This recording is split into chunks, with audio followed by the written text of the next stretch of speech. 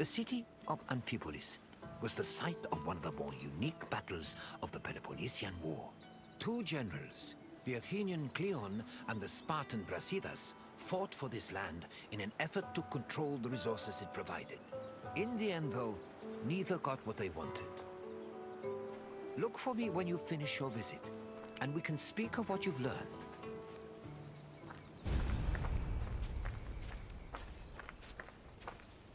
The land that would come to be known as Amphipolis was originally part of Thrace, a region inhabited by formidable semi-nomadic horsemen. Thrace was rich in gold and silver mines. It was surrounded by lush forests, making it very attractive to outside parties like Greece and Persia. By 513 BCE, Persia had managed to conquer much of Thrace. But after their defeat in 479 BCE, Athens made a play for the land. They conquered the nearby island of Thasos in 465 BCE, but the military prowess of the Thracian riders kept them out of the country's interior. It was only in 436 BCE that Athens established a solid foothold in Thrace with the founding of Amphipolis, a city on the banks of the river Strymon.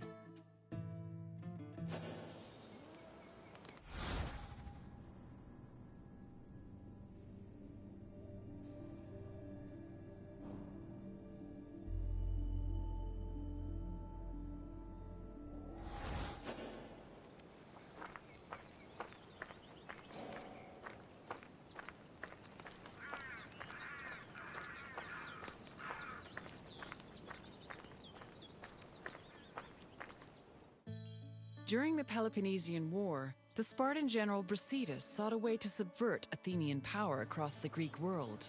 He set his sights on capturing the coast of Thrace, hoping to seize the resources the area provided. Brasidas knew that many of the Greeks living in Thrace hated the greed and brutality of their Athenian neighbors and decided to take advantage of the situation. He set off on an expedition to Amphipolis, accompanied by 1,000 hoplites and 700 helots, and arrived before the city in the winter of 424 BCE. At Amphipolis' ramparts, Brasidas announced that he preferred to take the city peacefully and promised to allow safe passage to any inhabitants who wished to leave, in addition to sparing those who wanted to cooperate. This proposal was well received by the city's residents, and he was able to capture Amphipolis without striking a single blow.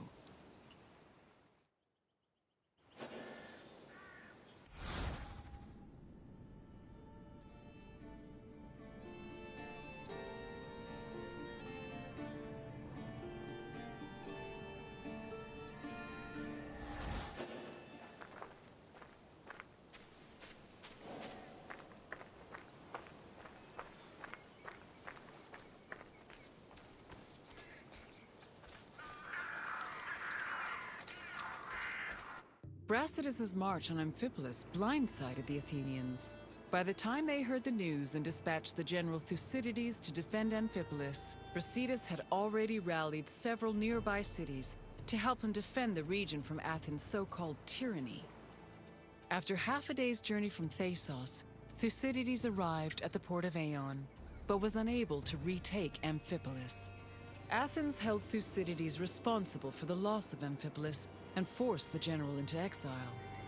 In spite of Brasidas' achievements, Sparta did not send him reinforcements, which forced the general to negotiate a truce with Athens to hold on to the ground he gained.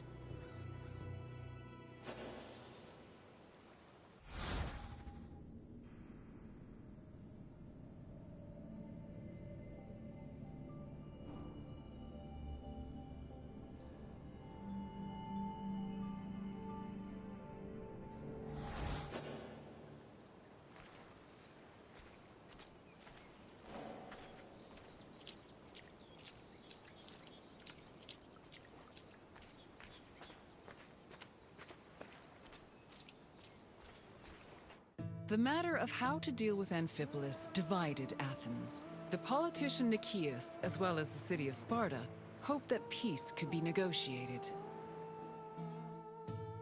However, the popular Athenian statesman and general Cleon wanted to continue fighting the war. Indecision continued until 422 BCE, when Cleon was elected as one of Athens' strategists. This decision made it clear that the city's people were in favor of war. The truce was ended, and Cleon began his journey to Amphipolis, retaking small towns that had been conquered by Brasidas along the way. On arriving at the port of Eion, Cleon requested troops from the king of Macedonia. He also hired several Thracian mercenaries to bolster his force's numbers. Afterwards, all Cleon could do was wait for the remainder of his reinforcements.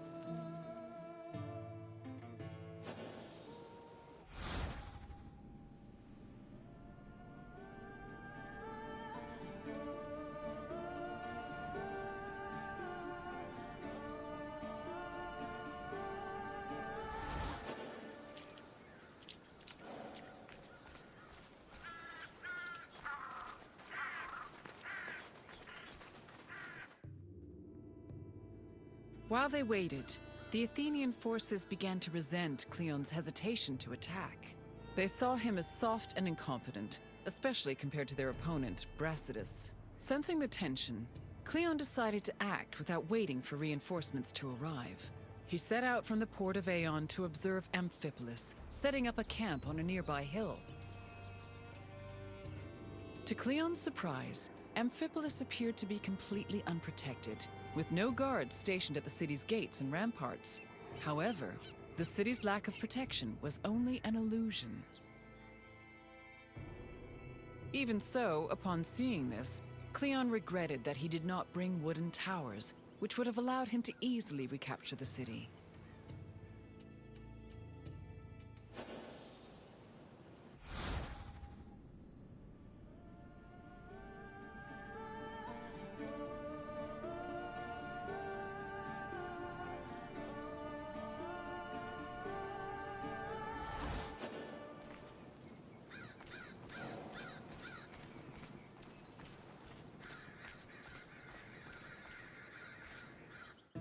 Brasidas positioned his own troops in a nearby wooded area to get a better view of Cleon's army.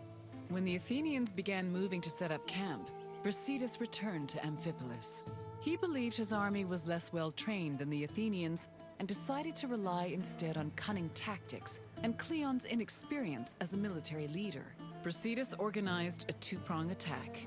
He would personally lead a small raid, then one of his lieutenants would follow up with a second attack shortly after, disorienting the enemy. He had barely finished formulating his plan when he saw Cleon's army pack up and retreat back towards the coast. The cowardly display made Brasidas realize that perhaps victory would be easier than he thought.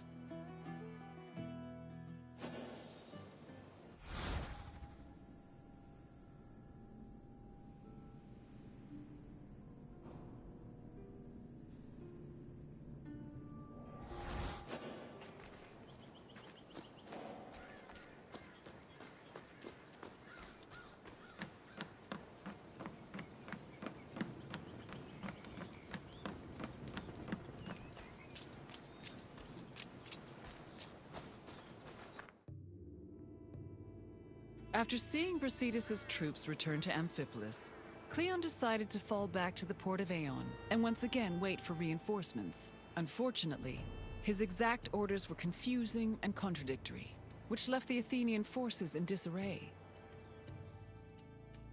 Brasidas took advantage of this confusion and began his attack. Cleon's forces panicked, which made them easy prey for the Spartans. 600 Athenians were killed, while the Spartans only lost 7 men. Cleon's remaining forces took refuge in Eion, where the bodies of their comrades were eventually returned to them, though only after being stripped of their weapons.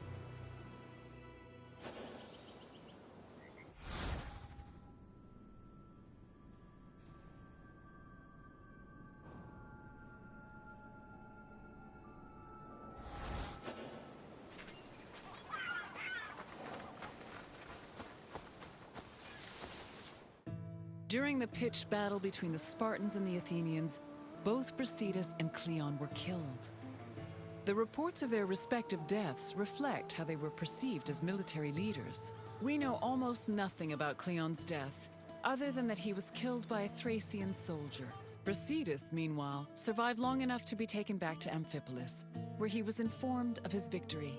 He was buried inside the city, which was considered an honor bestowed only upon heroes, and was celebrated as the true founder of Amphipolis.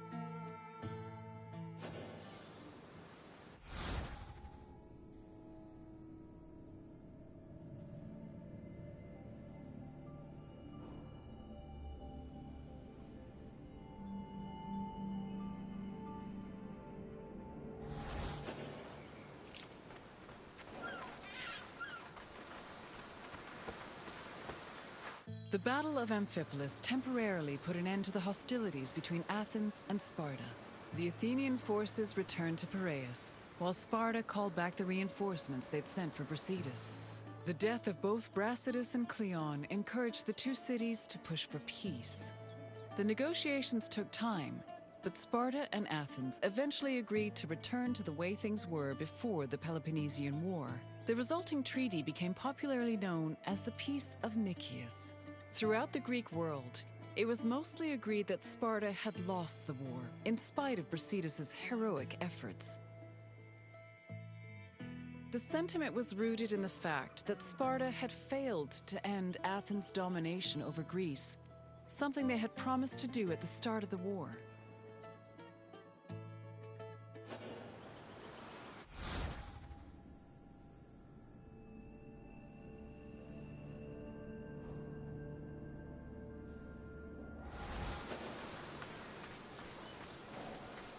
I see you're done with your tour. The Battle of Amphipolis may have briefly put an end to the Peloponnesian War, but the so-called Peace of Nicias was only temporary. It would not be long before Sparta and Athens came to blows once again. Now, is there something else you'd like to do? Very well. I hope you enjoyed your visit.